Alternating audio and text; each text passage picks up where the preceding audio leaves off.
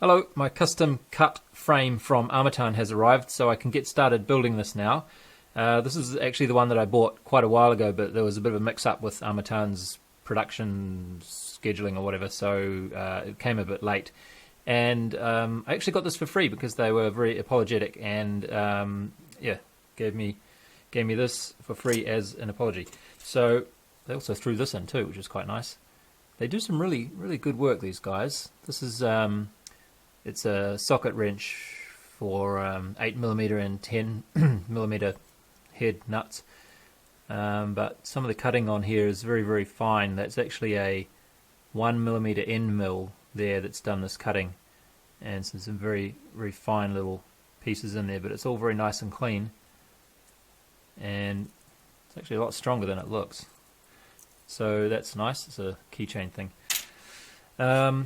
So this frame here, as usual, is cut to some very nice quality. I'm not super fussy about this.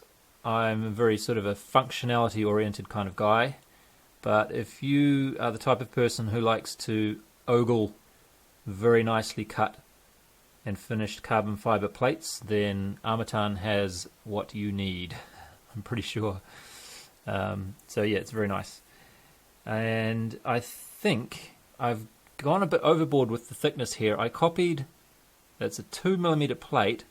All the plates are 2mm except for the arms, of course, which are 4mm. And I went with that because the one that I was copying off, this one here, is the same. So this is also 4mm arms and 2mm main plates. But because it's slightly bigger, that the one I copied was a 220 size, this is going to be a 240. It's turned out to be a bit of a heavy frame, so just the arms on their own are 56 grams, and the hardware is 40 grams or so. And then when we put all these other plates on, it comes up to 160-ish, I think. Yeah. And 156, and we still need a couple of other standoffs and screws. So it's going to be around 160 grams by the time everything's put together. So it's not light by any means. Still, I think it'll fly fine. It's not a huge deal. Right, so as far as the design goes, you can probably see that it's almost identical to the second version I made, this actually being the first version.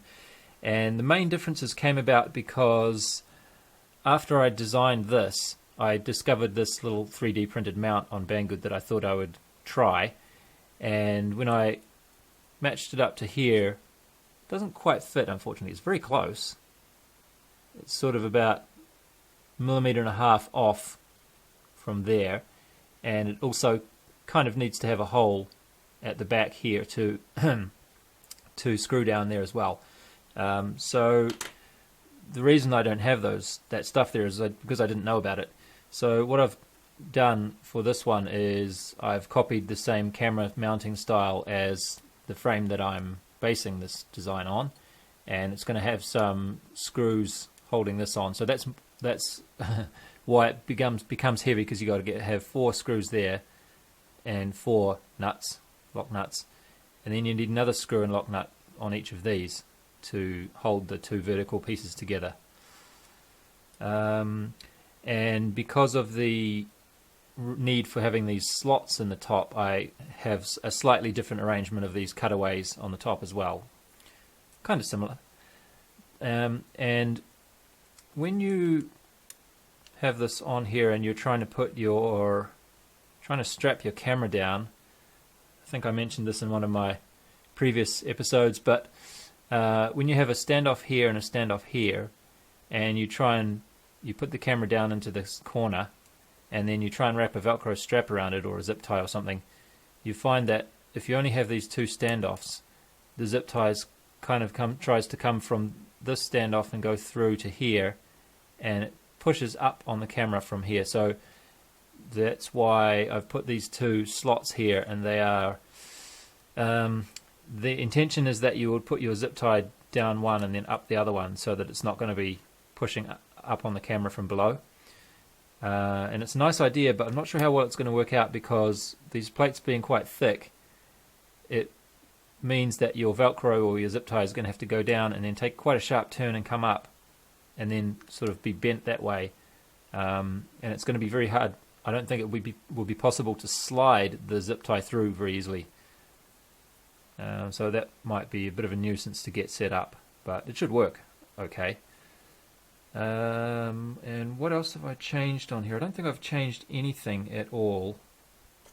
Yeah, everything else is the same, apart from the thicknesses of the plates, of course. So I set this up as a kit on the Armattan Productions website. I'll put it all together first and just check that everything fits, and maybe fly it for a few weeks, and if something obvious comes up that is a problem, maybe I'll have to change it. But if everything's okay, I'll open this up as a kit that you can purchase yourself. So I've set it up with a kit with the hardware as well. So these standoffs and the screws, quite nice standoffs there. These like they've got a fat piece on the end, and they're all black. And I think I have one spare of each screw in there too, maybe. So if you buy this from Armattan Productions yourself, you'll get all that. Well, not that, of course, but you'll get all this. And the only thing you will not get that you need if you want to use this style of camera mount is you'll need some 20mm standoffs, like this. So I have a few sitting around, just nylon ones, but I think that should be right. So I'm okay to get on with building this, but yeah, Armattan, they just don't stock any 20mm length standoff. That's all. So you could, I guess you could cut some longer standoffs to length if you wanted to, or you could just fix your camera a different way instead of using one of these plates and save some weight. Well, instead of, there's two of them, of course. Anyway, so this frame being the first one I built, and the second one wasn't actually really planned at the time that I ordered this. The second one ended up being cheapy parts. That's why I was using the Racer Star, because I sort of wanted to save a bit of money on that one, because I wasn't actually planning to build it. So this one is going to be the non-cheapy parts, and the non-cheapy parts are going to be this. This is a Hobbywing X-Rotor 2205 2300 kV motor, and these are not particularly cheap. I think this was about $17 or so. It has a strange, very strange design on the bottom here. See how this sort of, right next to the hole, it sort of goes, it bows inward and makes it very narrow there. And it's not symmetrical either. I really don't know why they've done that. It's kind of strange. But hopefully these motors will be quite nice. I'm a big fan of Hobbywing stuff. I don't like to be a groupie when it comes to brand names. I just sort of try and find something that works and use it. But every now and then a brand comes along where everything I've used from them that they make has just worked really, really well.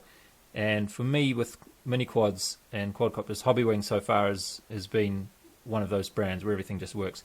Having said that, though, all I've used of their products is ESCs. That's all I've used.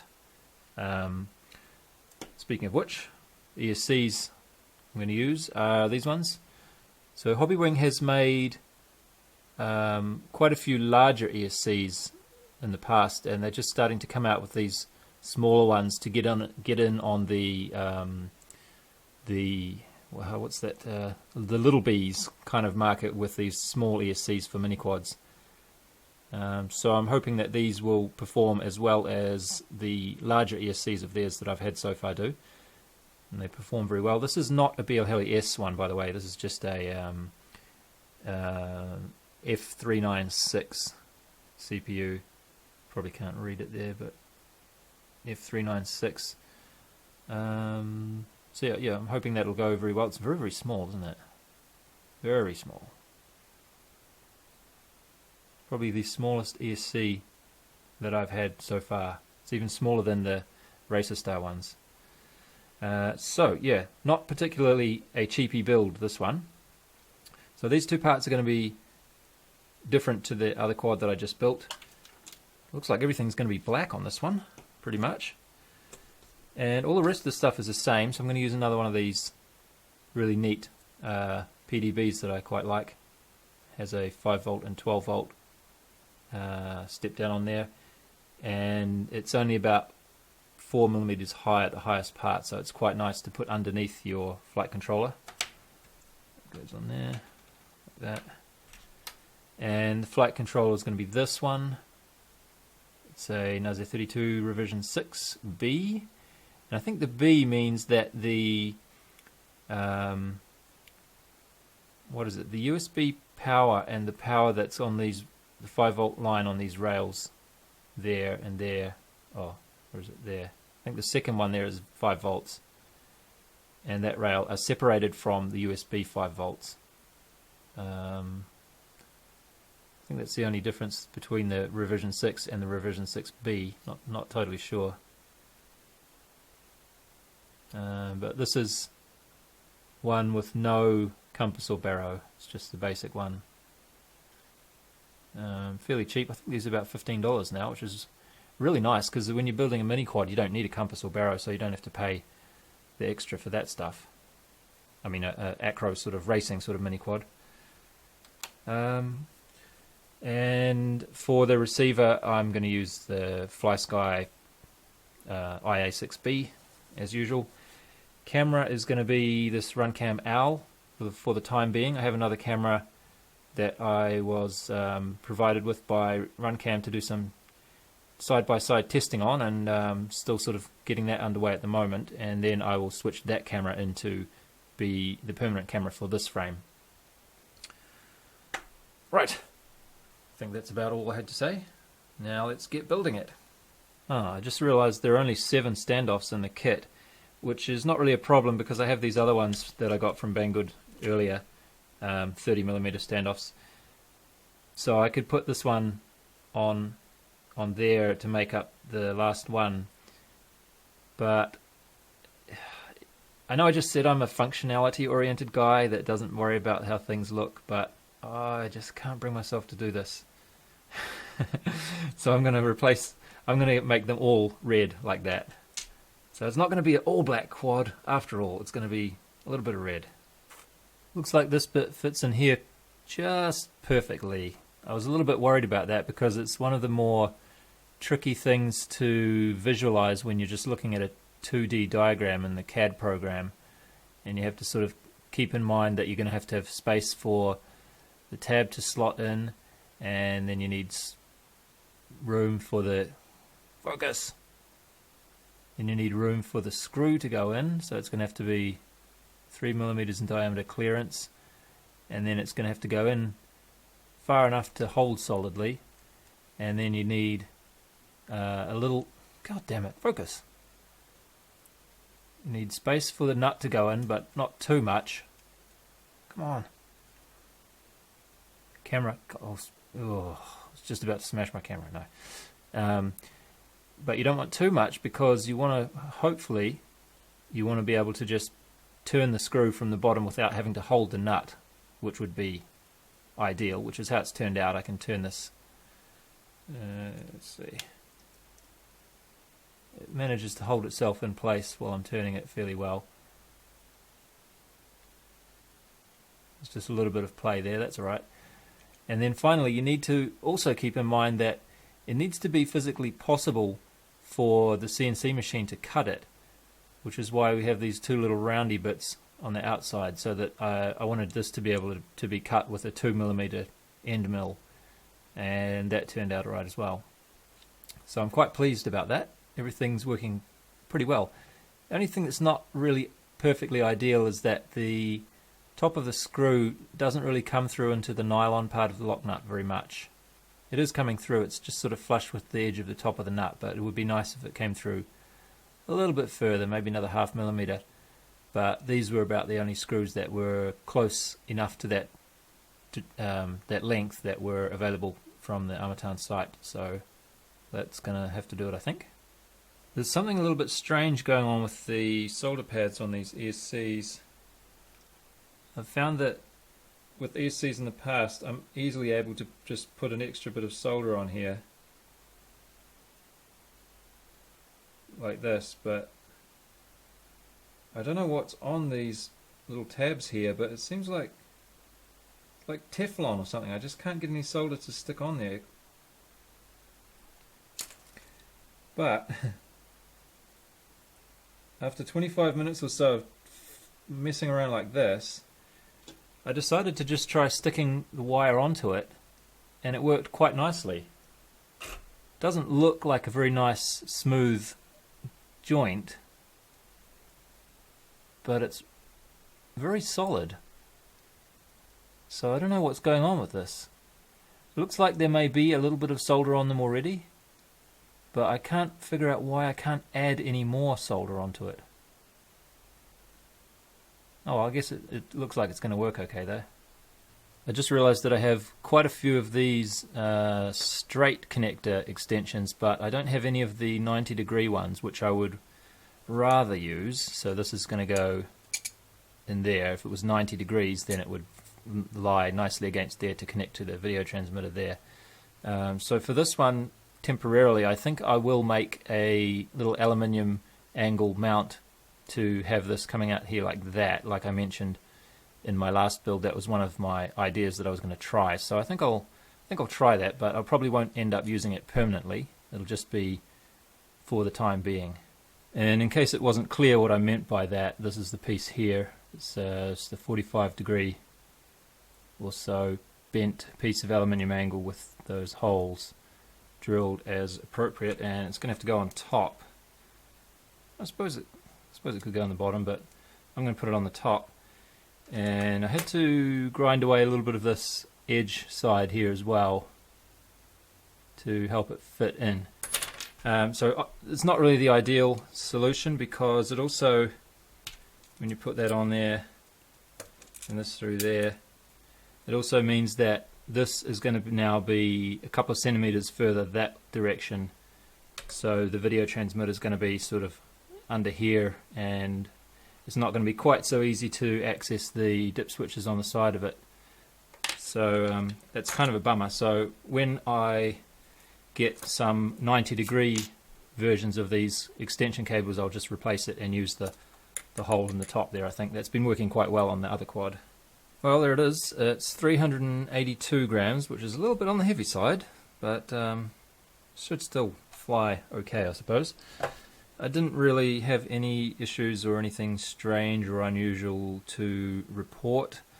I'm leaving these ESCs with BL Heli 14.4, which is what they came with.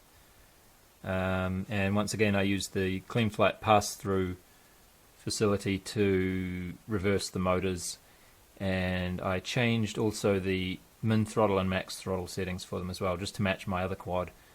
And I copied all my Betaflight settings from the other quad as well. Should be fairly safe to do that. The only thing I've changed is that this one is going to have Betaflight 3.0 on it instead of 2.8.1 or whatever the other one had.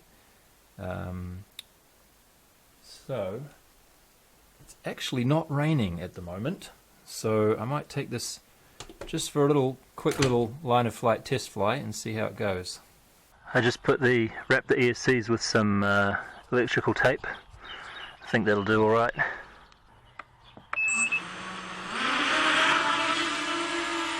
Oh, nice.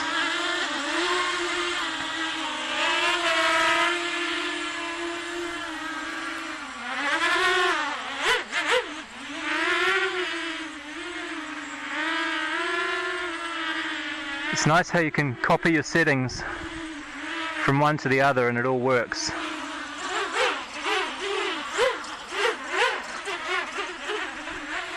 Oh, the other thing I changed was I'm using one-shot 125 now instead of normal PWM.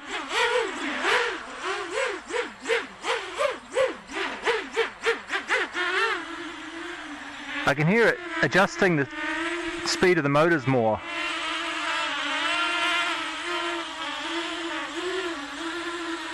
As I rotate it like this.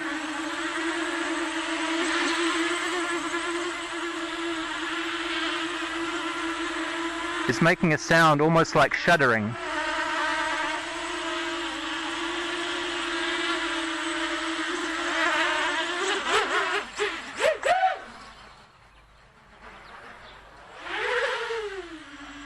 Nothing wrong with that.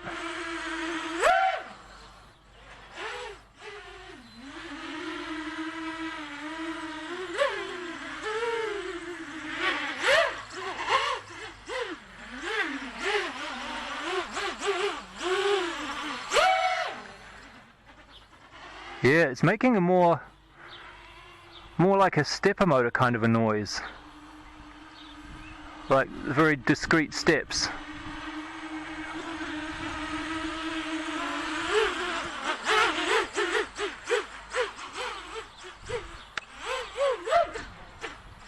Oh, the rates are a little bit slower by the looks of it. Oh no.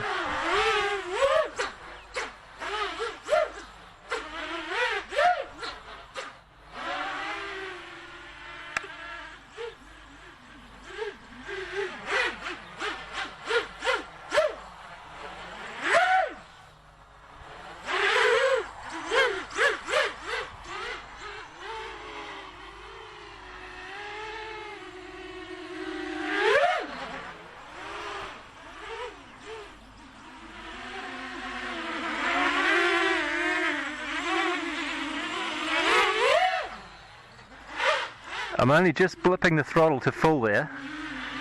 Let's give it a bit better run.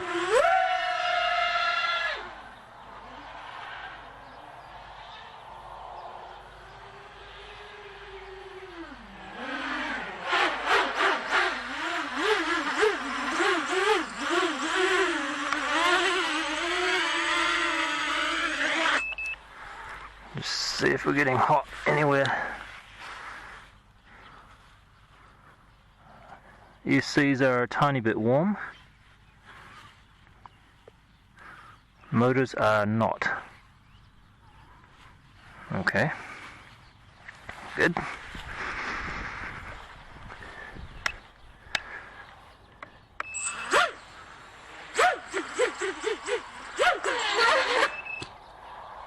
Oh, that's not good. Wonder what that was. Ah, shit.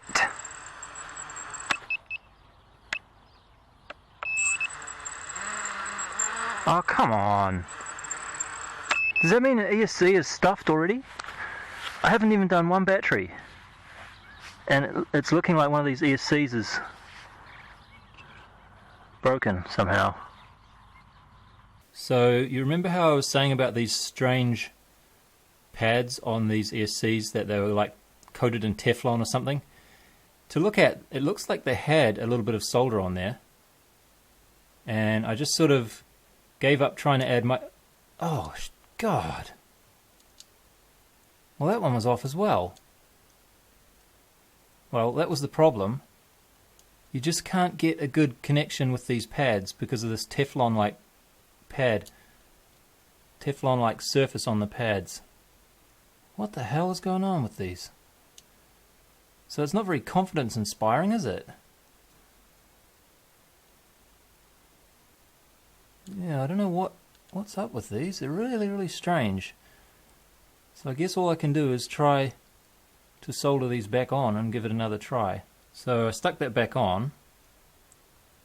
It kind of looks okay, but you never really know, and I guess over time the vibrations might encourage it to become, if it was close to being a cold solder joint, it might become worse over time with vibrations. But it just occurred to me that this was the first one that I soldered on, and as I went through them, I got a little bit better. I kind of got the hang of how it felt better to stick them on. Like the amount of time that you need to hold the soldering iron on. If you held it on for too long, it seemed like the pad was going to ruin, and if you didn't heat it up enough, it wouldn't get a proper connection. So it's really quite an annoying way they've made these pads, whatever they've done with that surface on it. But anyway, let's see if we can finish the rest of this battery without any more accidents.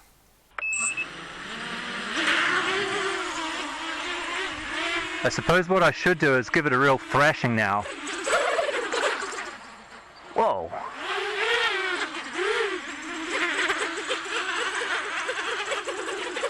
Oh, that's weird. If I waggle the...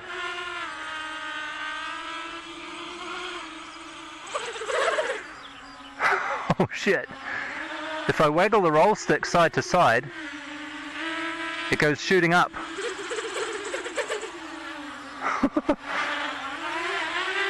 Why is that? See, look. See that? I wasn't touching the throttle.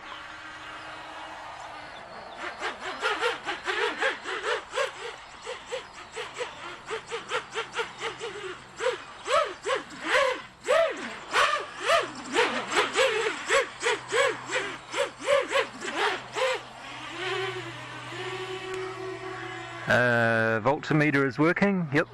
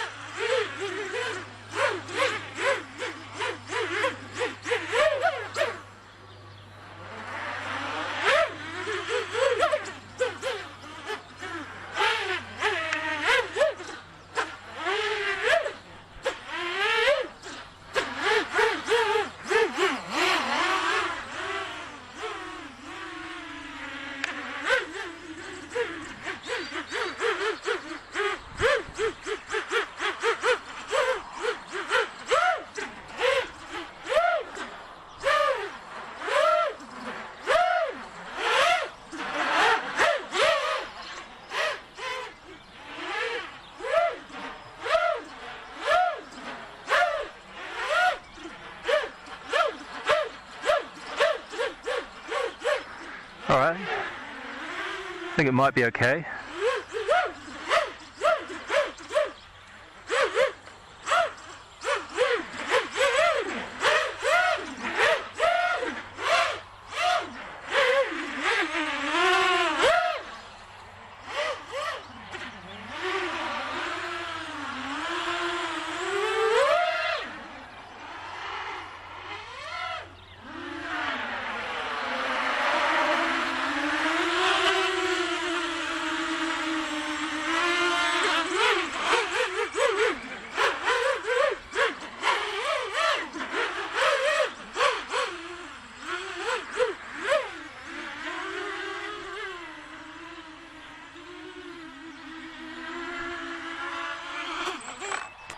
The hell? I forgot to set the alarm level for this. Uh-oh. Should probably undo that. Oh, that's not good. I was waiting for the battery alarm to trigger, but it doesn't trigger unless you've set it up properly, does it? Well, I'm glad that wasn't one of my favourite batteries, because it's probably not going to be very happy with that treatment. Nice and warm, yep. Well, this video is getting a bit long now, so I think I'll finish up here. I'll just play a little bit of video that I recorded from the DVR while I was flying. I just did 3 batteries before it started raining again. So I guess the only thing to comment on really is, does it feel any different with the rather more expensive gear or the cheapy Racer Star components? At this point I can't really tell the difference, but I'll need to fly them side by side, one after another. And I also, on this day, I was flying without the Xiaomi Yi attached, so it felt a lot more peppy and had a lot more punch, but of course it was carrying 70 grams less, or whatever the Xiaomi Yi weighs. And it feels, with Betaflight 3.0, it feels like I use the same settings for Expo, and it feels like the Expo is much, the effect of the Expo is much more pronounced. So around the center you get much slower movement, more precise movement. Actually, some parts of this DVR footage, it looks like the video is playing in slow motion, because I'm able to move the sticks so slow that you're just getting a very gradual rotation. And I wasn't flying very aggressively. I just sort of zoomed all the way out to the end of the field and back again. Anyway, so in the future I will fly these 2 quads side by side with the same weight on them, and I will get a feel for whether there's any tangible differences between these two sets of gear, and I'll also put the Xiaomi on and see how the jello situation is with this camera mount, the way I have it. Anyway, until then, thanks for watching.